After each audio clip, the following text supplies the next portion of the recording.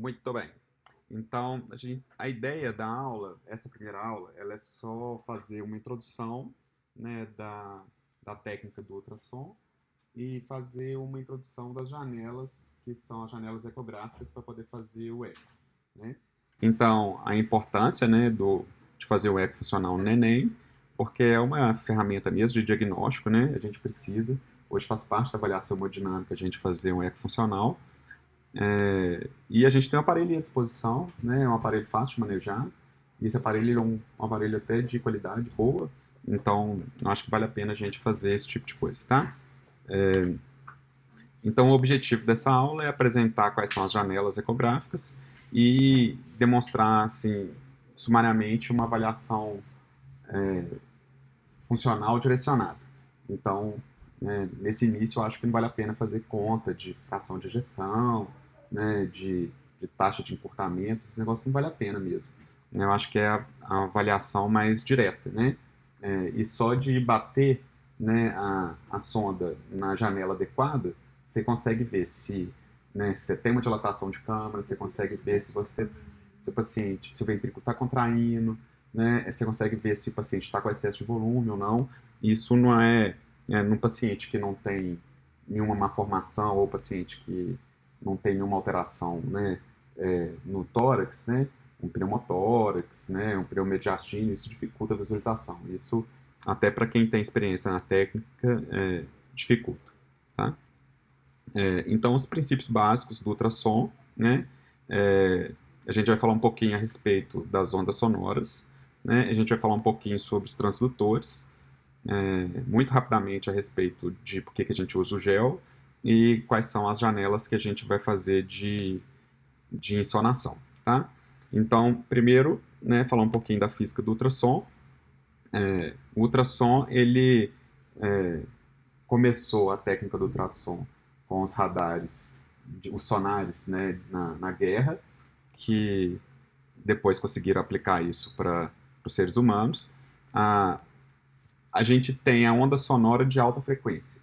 Então, existe um transdutor, tem um cristal dentro do transdutor, que quando você gera um impulso elétrico, você liga ele na tomada, esse cristal ele vibra, e nessa vibração ele gira uma onda sonora. Aí, de repente, dependendo da quantidade que ele vibra, ele pode gerar uma onda sonora de uma frequência alta ou de uma frequência baixa, né? Isso faz diferença para a gente, porque as ondas de frequência baixa, elas têm uma penetração maior no tecido, elas conseguem chegar mais adiante, né? Então, a gente vai precisar de ondas de frequência, né, baixa para poder ver pacientes adultos, pacientes obesos. A gente não usa aqui dentro da UTI neonatal. Dentro da UTI neonatal, a gente vai usar os transdutores de frequência alta, porque a gente vai ver estruturas que são muito próximas do tórax e a gente consegue, com a frequência alta, ter uma penetração melhor, né, uma penetração pior do tecido, mas ela consegue mandar mais informação numa distância menor, né? Então, os transdutores, por exemplo, de abdômen de adulto, eles têm uma frequência de 3 GHz, de 4, e a de criança que a gente vai fazer, a gente vai variar aí a frequência de 6, 10, 12. Então, né, a gente vai usar a onda sonora, é, e a gente vai variar de transdutores, né? Os transdutores, então, eles emitem a onda sonora e eles recebem a onda sonora, né? E mandam para o aparelho que vai fazer a decodificação de imagem. Os transdutores, eles têm essa alteração no formato, essa alteração do formato do transdutor, porque dependendo do tipo de onda que a gente emite e da imagem que a gente quer receber, a gente tem que ter uma diferença. Esse transdutor que está aqui à direita é o transdutor linear. O transdutor linear, ele emite uma faixa de som, né, para frente. Em toda a linha do transdutor, ele emite uma faixa de som para frente. Então, ele consegue receber uma quantidade maior de faixa de transmissão. Por causa disso, a imagem dele é mais bem desenhada. E esse é um transdutor que a gente usa para poder fazer de estruturas superficiais. A gente vai usar o nosso transdutor linear para poder fazer ultrassom de tórax, né? Às vezes, para o ultrassom de abdômen, a gente consegue nos nenéns fazer tração de abdômen, né, ver fígado, ver pâncreas, ver baço, a gente consegue, e rim principalmente, a gente consegue ver muito bem com o transdutor linear em neném. Adulto a gente não consegue ver isso. Né? Então, mais para frente, a gente vai aprender a usar o transdutor linear para fazer tórax.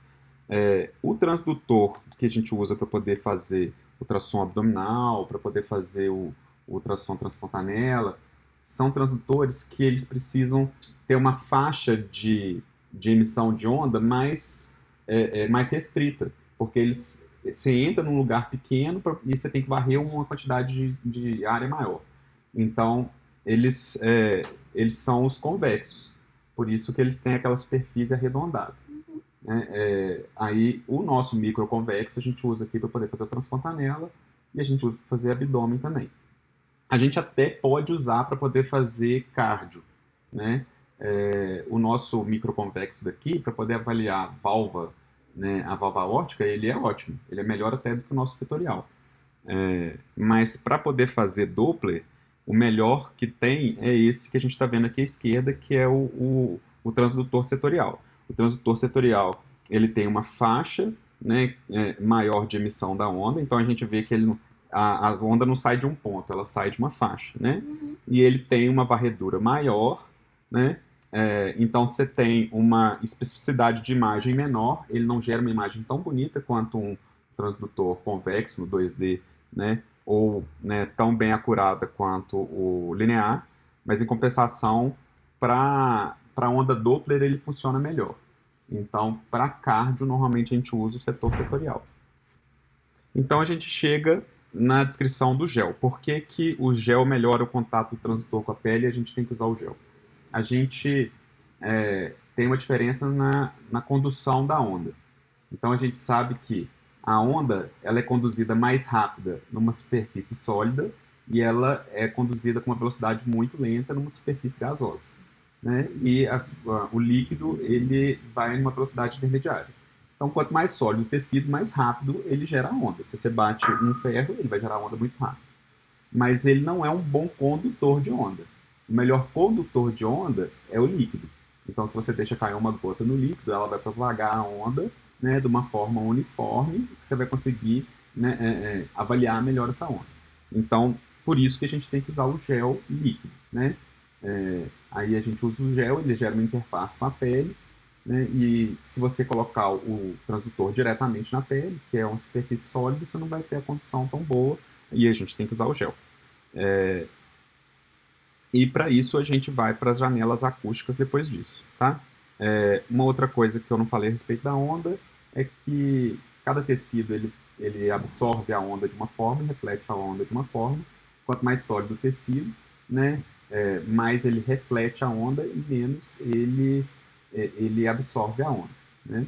Então, se você faz um ultrassom e vai direto no osso, você vê ele muito ecogênico, vê muito branco, e você não consegue ver nada depois dele, porque ele não vai conduzir essa onda. Se você faz uma superfície sólida, né, como o fígado, aí ele vai, né, não vai ficar tão branco, ele vai ficar, né, um cinza mais para escuro, né, e ele melhora a visualização depois dele, porque ele tem uma condução rápida da onda. Então, às vezes, a gente usa o fígado para poder fazer uma janela acústica. Por isso que a gente não consegue fazer a imagem através do pulmão, mas a gente consegue fazer a imagem atrás do fígado. Né? E, visto isso, a gente vai para as janelas acústicas. As janelas acústicas, né, são as posições que a gente põe o transdutor. Dependendo da posição que a gente põe o transdutor, vai estar mais perto de uma estrutura ou de outra e facilita a visualização dela. Né? E normalmente os lugares que a gente põe o transdutor são os lugares onde que tem menos pulmão entre, né, o transdutor e o coração. Então, normalmente a gente vai botar ele abaixo do apêndice tifoide, né, porque aí a gente faz através do diafragma e vê o coração por baixo. Essa é a janela subcostal. Né? Da janela subcostal a gente passa para a janela apical, que a gente pega na ponta do coração, né, no ápice do coração, e a gente vê o coração de baixo para cima. Por isso que, para poder avaliar a morfologia, a gente inverte a tela do coração. Normalmente, adulto que vê mais função, eles veem o coração, que a gente fala de cabeça para baixo. Né? Da janela apical, a gente passa para a parasternal. Sendo que a parasternal, a gente pode olhar, né, tanto com o transdutor virado para o ombro direito, né, que é a janela do eixo longo. A gente faz com o transdutor virado para o lado esquerdo, que é o eixo curto. A gente faz com o transdutor paralelo às costelas, que a gente usa para poder ver a artéria pulmonar, e a gente usa para poder ver as veias pulmonares. E a gente usa o parasternal à direita para poder ver o arco aórtico, né? Às vezes, muitas vezes, né, em pacientes maiores, a gente não faz para ver o arco, a gente não usa a parasternal direita, a gente usa o supraesternal, tá? Então, as janelas ecográficas, né? A gente vai falar sobre a janela subcostal, a apical, a parasternal e a supraesternal. A primeira janela, que é a janela subcostal. A janela subcostal a gente coloca o transdutor, né, debaixo do apêndice tifoide. Uma coisa que vocês vão reparar é onde que está escrito a marquinha, que aqui está escrito da marca do aparelho, né, GE. Essa marquinha aqui é a marquinha para onde está virada a marca do transdutor, né? Então, todo transdutor ele tem na lateral uma marca, que é a que equivale a que está escrito aqui. No ultrassom geral, normalmente essa marca ela está para frente ou para cima, né? E para a direita do paciente. Então, você vai fazer um ultrassom abdominal, essa marquinha ela vai estar para o lado direito.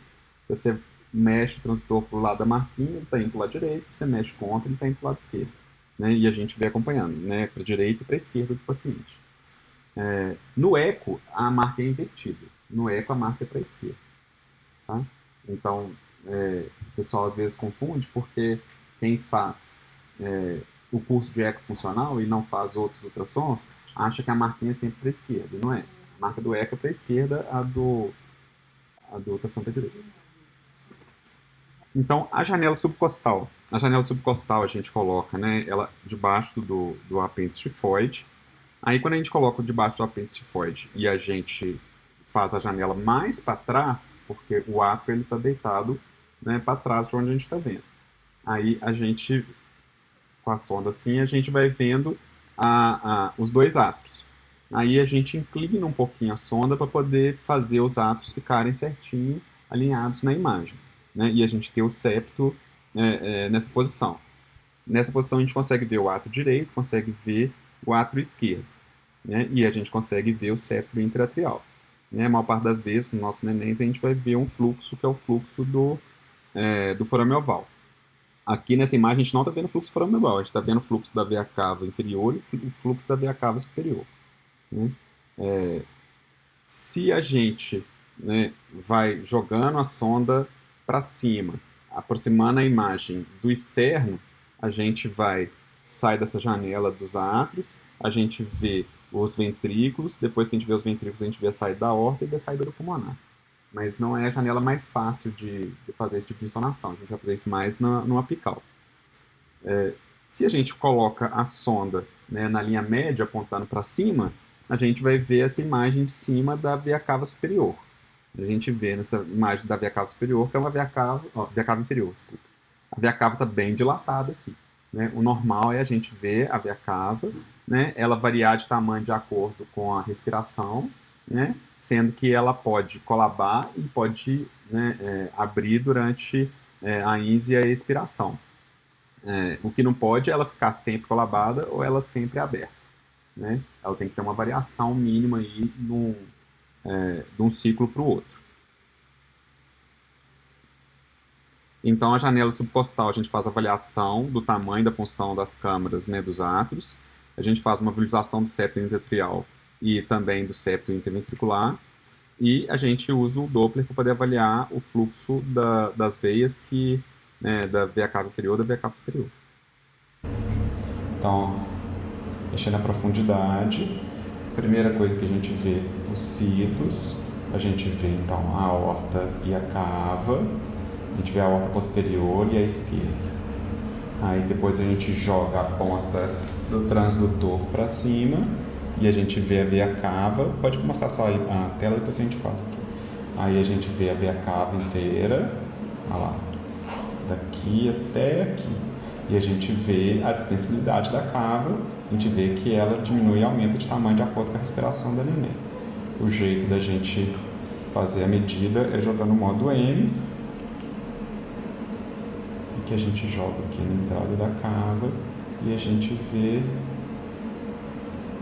a mudança. Tá muito bom. A gente continua no subcostal para os átrios. A gente inverte a janela de direção,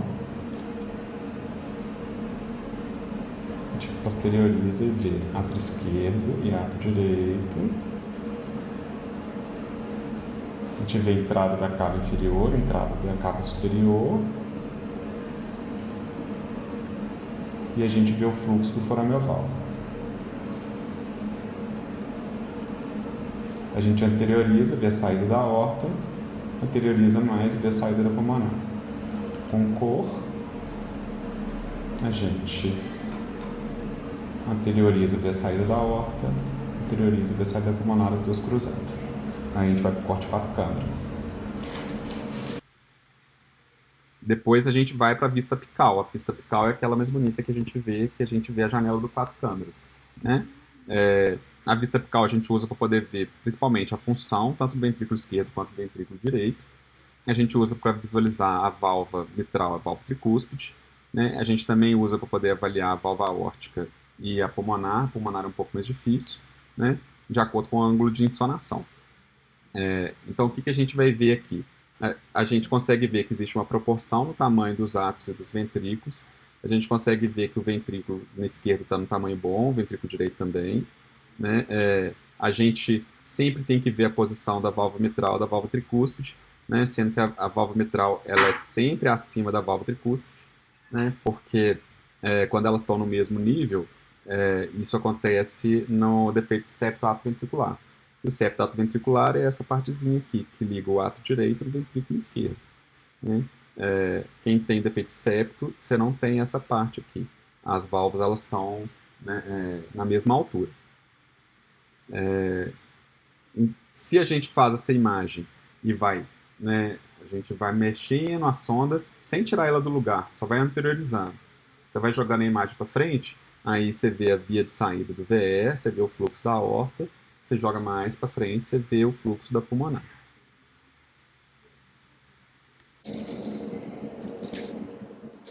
O corte 4 câmaras, a gente começando.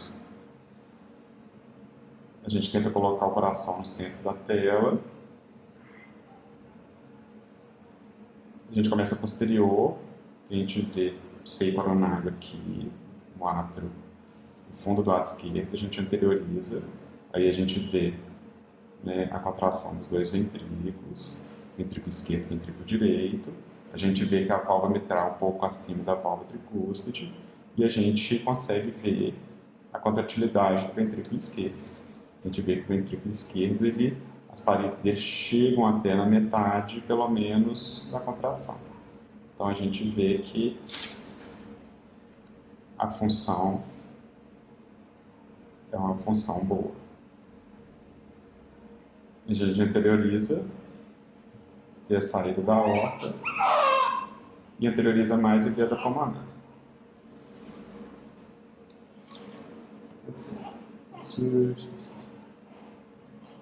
Com cor, a gente vê o fluxo mitral, uma rectificação mitral leve, a gente vê uma rectificação tricúspide também leve, a gente olha, né, o septo interventricular, não tem fluxo entre ele, a gente vê a saída da aorta e depois a gente vê a saída da pulmonar. Depois a gente vai para a janela parasternal. A janela parasternal, a gente sobe a sonda, né? Aí ela fica mais ou menos no nível do segundo arco costal e a gente direciona ela para o ombro direito. Quando a gente direciona ela para o ombro direito, a gente tem essa visão, que é a visão que a gente chama do eixo longo. A visão do eixo longo, a gente vê o átrio esquerdo, vê a válvula mitral, vê o ventrículo esquerdo e a aorta, né? Essa janela é uma janela ótima para a gente poder avaliar, né, via de entrada e via de saída do ventrículo esquerdo. E essa janela também a gente vê o ventrículo direito, né? Nessa janela a gente consegue ver um pouco a questão da movimentação do septo, a gente consegue ver também quando tem uma CIV, né? e a gente consegue avaliar se o fluxo que está saindo para a aorta está um fluxo turbilhonado ou se está um fluxo linear, tá? Depois que a gente viu essa janela virada para o ombro direito, a gente vira para o ombro esquerdo. A gente virando para o ombro esquerdo, a gente vê essa janela que a gente chama do eixo curto. Na janela do eixo curto, a gente vê essa válvula aórtica que está aqui no meio da tela, ela continua no meio da tela. Aí a gente vê os folhetos, né, da válvula aórtica, né, tem que ter 3 folhetos. Nos nenéns, com muita frequência, a gente vê as coronárias, coronária esquerda e coronária direita. A gente vê, né, o átrio esquerdo, átrio direito, ventrículo direito e a saída da pulmonar, né? Então, quando a gente... Aqui, ó. 1, 2, 3. Então, a gente vê o átrio esquerdo aqui embaixo, o átrio direito aqui. No adulto, a gente não consegue fazer muito bem a janela subcostal, né? Por causa do músculo mesmo. Então, muitas vezes no adulto, a gente vê o CIA nessa janela aqui do eixo curto, que é, né, do átrio esquerdo e do átrio direito, né? Essa janela, para poder avaliar câmaras direitas, ela é ótima porque você consegue colocar tanto o átrio direito quanto o ventrículo direito e a saída da pulmonar no mesmo corte, né? E a gente consegue avaliar bem a válvula pulmonar, a válvula aórtica, desculpa. Para poder fazer a medida de função que o pessoal usa, o método Tychus, o que eles fazem? Eles fazem essa janela, né, do eixo curto. Você, na janela do eixo curto, né, que está com a seta do transdutor virada para o ombro esquerdo, se você vai tombando a sonda, né, a parte de trás da sonda para cima, né, e anteriorizando a visão. Se você vai fazendo isso, você vai jogando essa janela aqui e começa a aparecer o ventrículo esquerdo embaixo e o ventrículo direito em cima, né? Aí é que é a janela que a gente consegue fazer a função. Eu vou mostrar para vocês ela daqui a pouco. Aí a gente sai dessa imagem, volta para a tela, saindo da parte de cima e vai para o eixo longo, e a gente aponta a ponta do transdutor para o ombro direito. Aí a gente vê câmaras esquerdas, átrio esquerdo, ventrículo esquerdo, a aorta.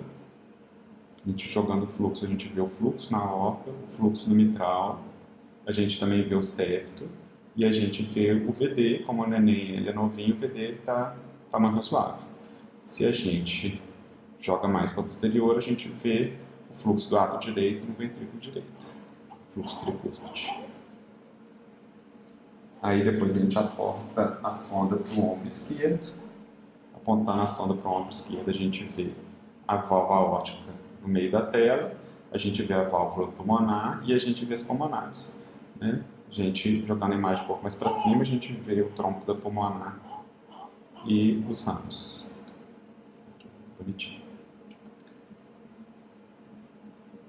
Nessa tela do eixo curto, se a gente vai tombando a sonda, a gente chega naquela imagem que a gente pega o ventrículo esquerdo redondo, com os músculos papilares, e o ventrículo direito com formato que é o laranja-banana.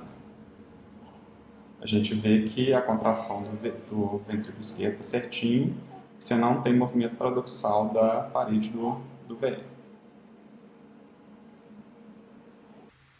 E a gente passa para a janela, para a vista parasternal.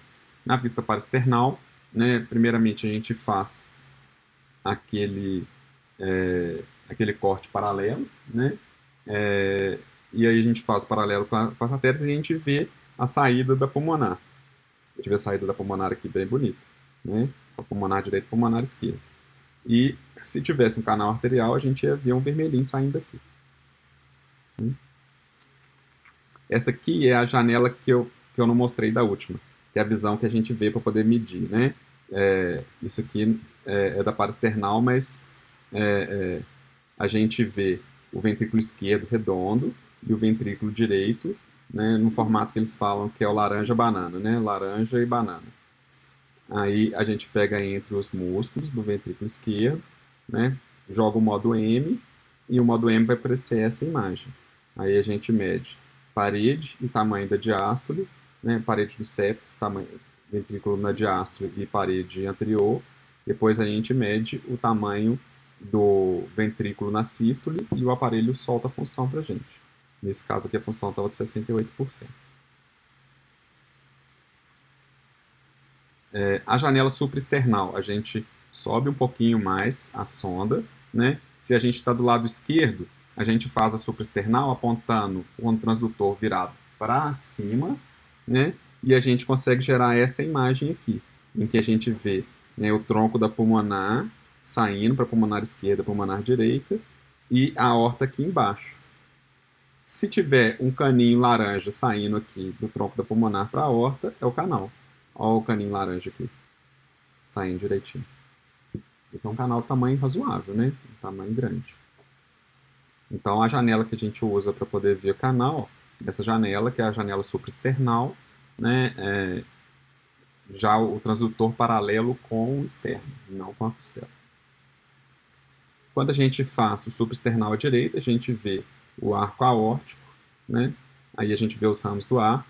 Quando o arco está à esquerda, a gente vê o ducto, o tronco braquicefálico. O tronco braquicefálico ele faz essa voltinha e nessa voltinha sai a carótida direita e sai a subclave direita. Depois a gente vê subclave esquerda e vê carótida esquerda e subclave esquerda. São os três ramos que vão sair do arco aórtico. O canal arterial ele vai entrar aqui, nesse pedaço, tá? Que é onde que tem normalmente a coartação, é nesse pedaço que forma uma mesinha aqui e você tem uma dificuldade da passagem do sangue para cá. Aí o canal entra logo embaixo e o sangue do canal passa para a parte aqui de baixo. Se a gente faz aquele corte que eu disse, né, que é o supraesternal, com o aparelho paralelo com as costelas, aí a gente vai ver o átrio esquerdo com a entrada das veias pulmonares dentro do átrio esquerdo. Né? A gente tem que ver 4 veias pulmonares entrando no átrio esquerdo.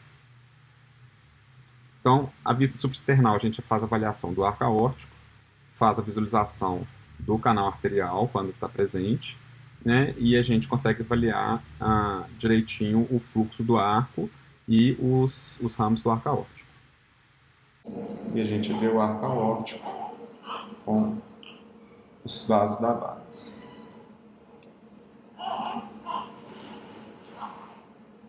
A gente vê a saída do tronco braquicefálico, que aqui vai virar subclave direita e carótida direita, a saída da carótida esquerda e da subclave esquerda. Aqui é onde seria a entrada do canal arterial. Se a gente faz aquele corte para external alto, né, com a ponta do transdutor para cima, a gente pega um corte que a gente vê a pulmonar e a aorta uma do lado da outra. Se a gente joga a cor, a gente vê dois azuis. Se tivesse um canal arterial, ele ia estar passando aqui um vermelho entre esses dois. Aí a gente passa para avaliação de função. Então, da avaliação de função, é uma avaliação que a gente vai iniciar com uma avaliação subjetiva, né? A gente consegue, só de olhar, a gente ver se o coração está batendo bem ou não. Né? Precisa que a gente veja isso muitas vezes para poder ganhar uma noção de se aquilo ali está razoável ou não, né? E isso gera uma avaliação, né, complementar à avaliação que o cardiologista faz. Porque não adianta o cardiologista ir uma vez na semana e fazer o eco, né? E você tem uma mudança diária da função do coração do menino e a gente não está percebendo, né? A gente vê, né, nesse exemplo aqui de imagem, isso aqui é um eixo longo, né, que a gente vê a saída da aorta, átrio esquerdo e ventrículo esquerdo. Só da gente ver o diâmetro do ventrículo esquerdo aqui e o diâmetro do ventrículo esquerdo aqui, a gente vê que o ventrículo ele contraiu mais que a metade, né? A função, então você já presume que a fração de ejeção aqui é maior que 50%. A gente consegue fazer essa inferência porque o formato do ventrículo esquerdo é um formato cônico, né? Então, ele é um cone que está saindo, né, com a base, com a ponta para baixo. Se ele contrai assim, né, você presume que o raio, você consegue avaliar o tamanho do raio que forma, né, da válvula em cima e está diminuindo proporcionalmente.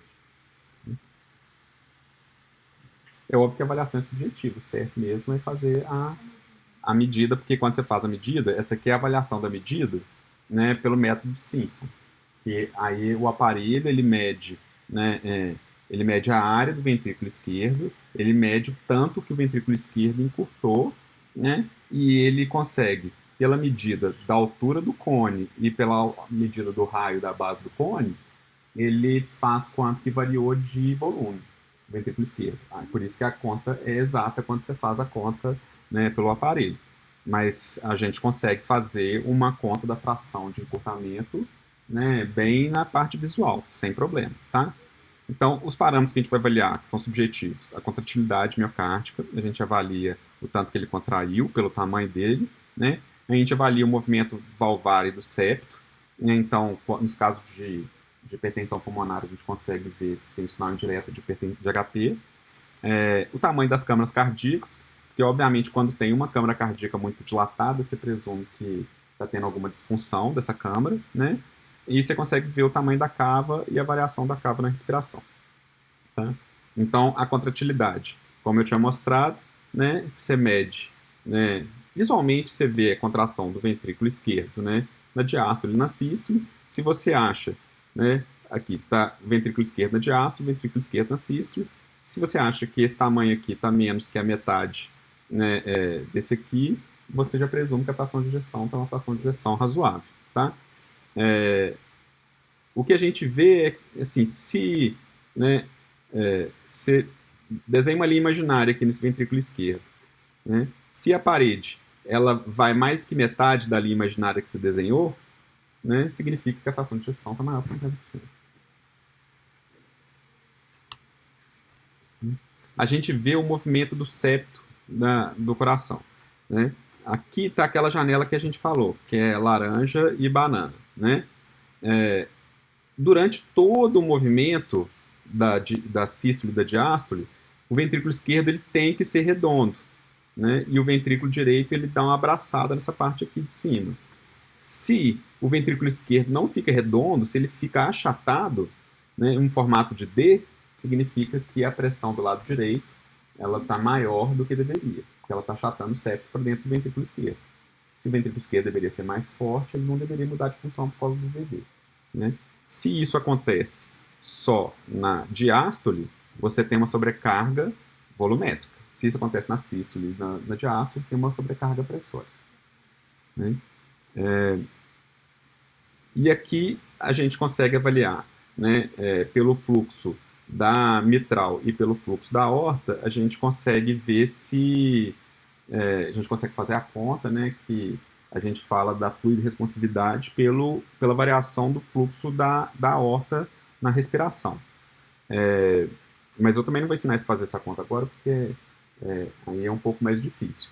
O que dá para a gente poder fazer, né, com tranquilidade é jogar a onda Doppler aonde está saindo o fluxo da mitral.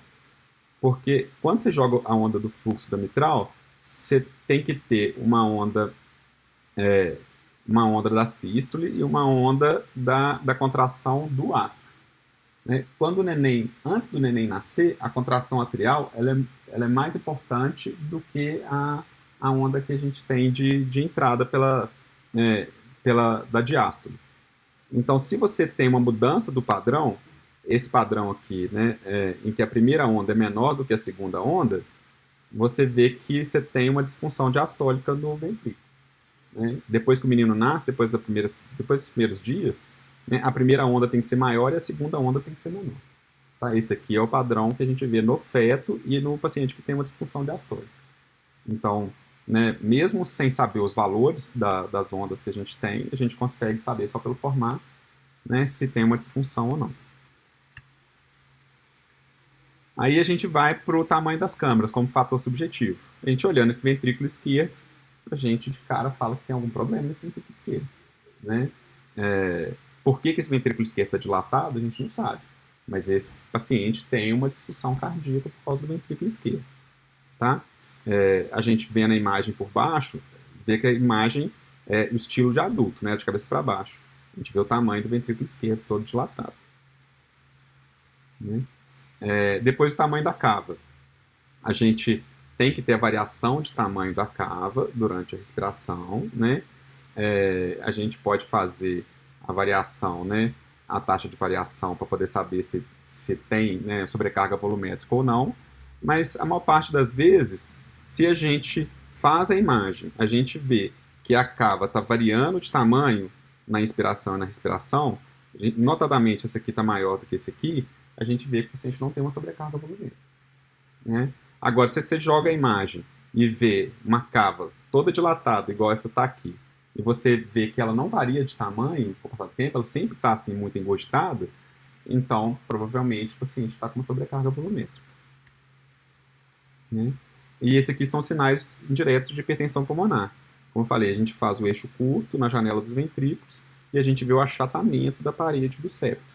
Então, onde era para ser, né, redondo, formou uma letra D, né?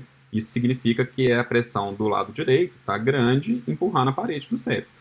E a gente vê aqui também que, desproporcionalmente, o ventrículo direito é muito maior do que o ventrículo esquerdo, né? Quando a gente vê essa imagem aqui do 4 câmaras, a gente vê as câmaras direitas muito maiores que as câmaras esquerdas. Se tivesse, né, uma imagem de um vídeo rodando, teria a possibilidade dessa parede aqui do septo, durante a diástole, estar indo para dentro do ventrículo esquerdo. Você veria um movimento paradoxal do septo, né? O jeito que a gente faz a conta da pressão, né, da HP, a gente tem que fazer o fluxo, né, do ato direito do ventrículo direito. Aí você tem que ter uma regurgitação do ventrículo direito para o ato direito. Então, se não tiver regurgitação na válvula tricúspide, se não voltar sangue do ventrículo direito para o ato direito, você não consegue medir quanto de pressão tem de um ato ou outro, né? A pressão no ato direito, ela tem que corresponder mais ou menos à pressão venosa que a gente tem, que é uma pressão de 5 milímetros de mercúrio, né? Então, se está passando sangue durante a sístole, né, do ventrículo direito para o ato direito, a gente consegue medir, né, pela velocidade do fluxo qual que é a pressão que está saindo, né? Então, a gente mede a onda da regurgitação, né? A pressão que o aparelho der é a pressão, né, que está a variação da pressão do ventrículo direito para o ato direito. Se você somar o 5, que é o 5 que a gente presume que está de pressão lá dentro, você chega na pressão da pulmonar. Porque a pressão do ventrículo direito é igual à pressão da pulmonar na sístole. Porque a válvula pulmonar está aberta, então você equaliza essas duas pressões, né? Se o paciente tiver uma estenose pulmonar, aí não vale nada.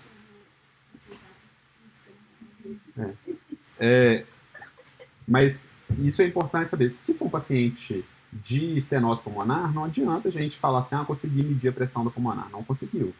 Porque se você tem alguma coisa que impede o sangue de sair pela pulmonar, quer dizer que a pressão dentro do ventrículo direito não corresponde à pressão que está dentro da artéria pulmonar, né? O trânsito tem que estar livre. Então você não pode ter estenose pulmonar. E é isso, então nós vamos para a aula prática. Agora tem que guardar isso tudo na minha cabeça. Então,